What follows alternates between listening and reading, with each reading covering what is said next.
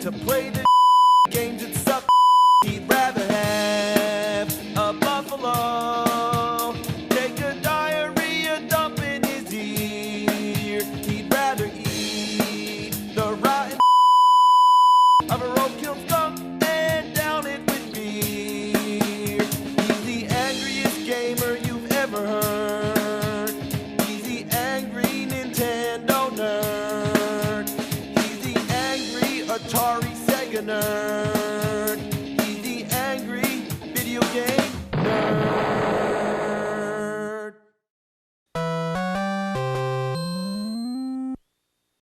Let me ask a question. What kind of format do you usually play video games on? Cartridges, CDs, cards, floppy disks? How about an audio cassette? Isn't that just a weird thought to play a game on a friggin' cassette tape? This is Transformers for the Commodore 64, the computer that is most definitely more than meets the eye. You start it up and it goes into this flickering hypnotic light show. Wow, great game. Then like 5 minutes later, the title screen comes up. Wait a little longer, then you get to pick your key Autobot. As you can see, there's no Optimus Prime, which is pretty stupid. Instead, it's Rodimus Prime.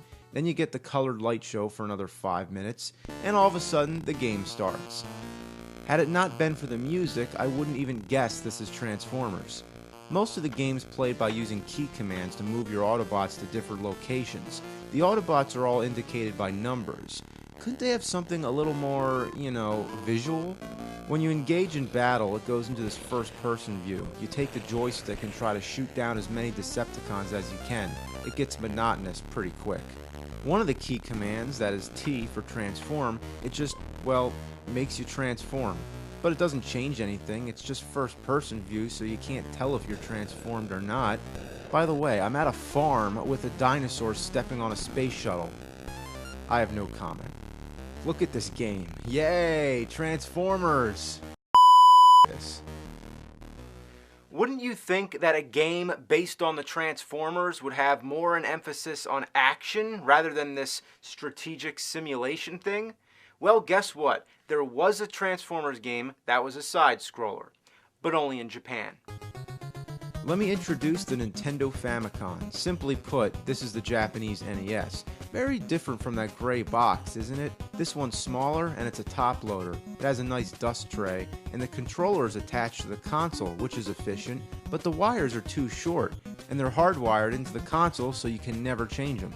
The controllers are the same, select, start, BA, but the second controller, instead of select and start, it has a microphone. Very few games utilize this. From what I understand, in The Legend of Zelda, you kill Poe's voice by making a loud noise into the mic.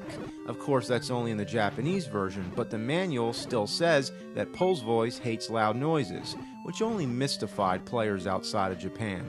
There's also a disc system, but I need to get a cable for it, so maybe we'll get to that later. I'm getting off track here. Let's play Transformers. The question is, why was this game never released outside of Japan? With the library of games available, it seems most of them, no matter how would see an international release.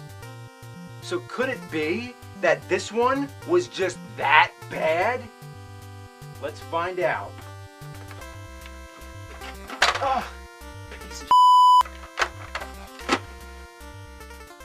The title translates to Mystery of Optimus Prime, and that sums it up just perfectly. It's a mystery why Optimus Prime isn't in this game. Instead, it's Ultra Magnus. If you actually beat the game and collect all the letters, you can become Rodimus Prime, but the only difference is the color. So what's the point? They should have just made him the second player like Mario and Luigi. Instead, we have Ultra Magnus and Ultra Magnus. But this is the least of our problems. Check it out. One hit and you're dead. 3 lives, no continues, no checkpoints. You will hear that more often than you hear it in the show. If you're lucky enough to even make it to the second level, you can continue with a simple code. When you get game over, hold A, B, and start. And let me tell you, you're going to be doing that every 30 seconds or so. You'll get to continue forever, but that's still not going to help you get through the levels. You really got to buckle the down and get your video game senses going sky high. Look at this. It's almost as bad as Silver Surfer. There's projectiles everywhere. Whenever you try to dodge something, you only get hit by something else. How the does this little thing destroy a giant robot? It's almost insulting how much of an advantage the enemies have. You take one hit, but them, they can sometimes take more. And they're smaller, it doesn't make any sense. They can also pass through solid bricks, but you can't even shoot through the bricks. So if there's an enemy coming at you through the bricks, there's nothing you can do about it. They also camouflage themselves into the background. I can't even see that thing. Couldn't they use any more colors? You can transform, but it's suicide because it takes 3 seconds. Really, if you try to transform, you're leaving yourself open to enemy fire. Only rarely does it actually come into play where you need to transform to pass through a narrow spot. But if you're not careful with it, transforming is the equivalent of saying, "Here, kill me." The hit detection is very biased. To begin with, you're such a big target anyway, but if something comes anywhere near your perimeter, it counts as a hit.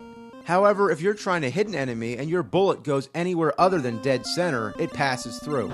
And everything's so small, so fast, and moves at such irregular patterns, hitting your mark is like trying to into a shot glass that's spinning on a record player that's strapped to a running cheetah's back while you're riding a unicycle on a tightrope blindfolded.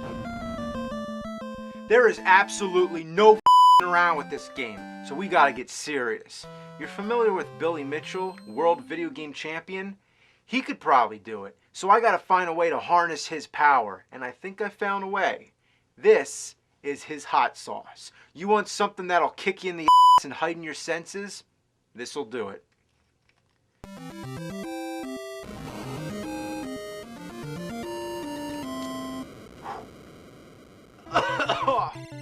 Alright, now I'm ready. God, this game is so crazy. The screen keeps flashing, makes me feel like I'm gonna have a seizure. What the Ugh, get up there, damn it! Get up there! Get up there! Ugh, no game's complete without hard-to-reach jumps. What the was that? You can't even see what's up there till it's too late. Oh, you, I can't even touch that little sideways ice cream cone. Oh, come on, come on! Oh wow, that's real creative, having the Decepticon logo as a boss. That's like with the Ghostbusters game. That is so cheap. The logo belongs on the cover. Oh man, shoot him! Shoot him! I can't shoot these things! Ah! All these jets, they just keep coming. Oh no. Ah, you scum! It's too narrow to jump, and it's not the right elevation to shoot him, so it's just a death trap. Gotta jump on the platform. Ah! A jet. How am I supposed to ever predict when something's gonna fly into the screen and kill me? But let me tell you about Stage 9. It's one of the cheapest, most unfair, most cryptic, and up levels in the history of games. You keep going to the right, only to play through the same stage again and again in an endless loop. There's nothing in the game explaining what you're supposed to do. You have to read up on the internet to find out. Turns out, you're supposed to get a key, but that's not enough. You also have to follow a specific pattern, almost like a secret maze. Who was supposed to figure that out on their own? It's a lot like in Super Mario Bros., where you're going through the castle. You have to go up, over, and under the platforms in the correct way, or else the stage repeats. But in Mario, it's much easier to guess. It's a whole lot shorter for one thing, but also, there's not a million things trying to kill you! It's hard to survive, let alone figure out the right pattern, and on top of that, the route that it makes you take is more difficult than the more common sense way. Need some more hot sauce.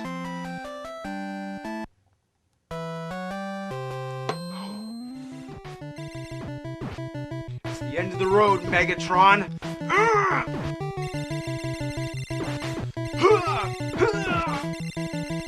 Come on, die! Boom! Yeah! Now that's some intense right there. In conclusion, all I can say about this game...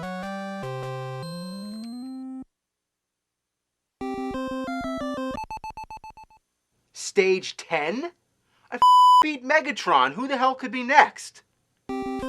Stage 10 my ass. I'm guessing if Megatron's not the final boss, it's gotta be Galvatron or maybe Unicron or Tron, who knows? Oh, it's Mechagodzilla. Of course, I should have known.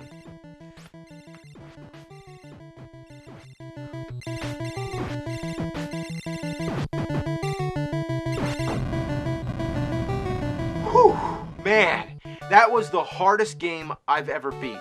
And all that trouble for an end screen that I can't even read.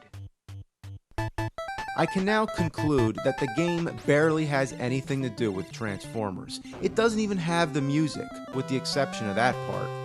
Even the Commodore version had the theme.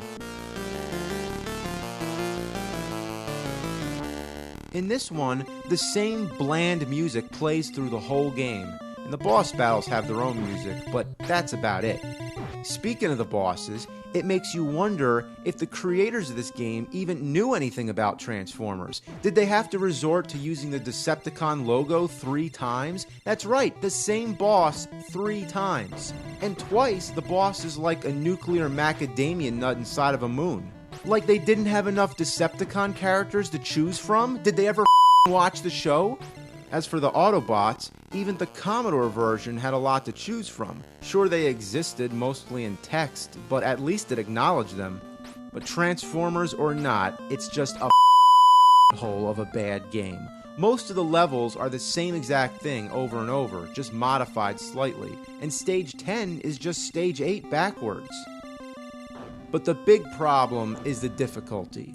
Who is this game intended for? Certainly not gamers who wanted a reasonable challenge or fans of Transformers. It disappoints in both ways.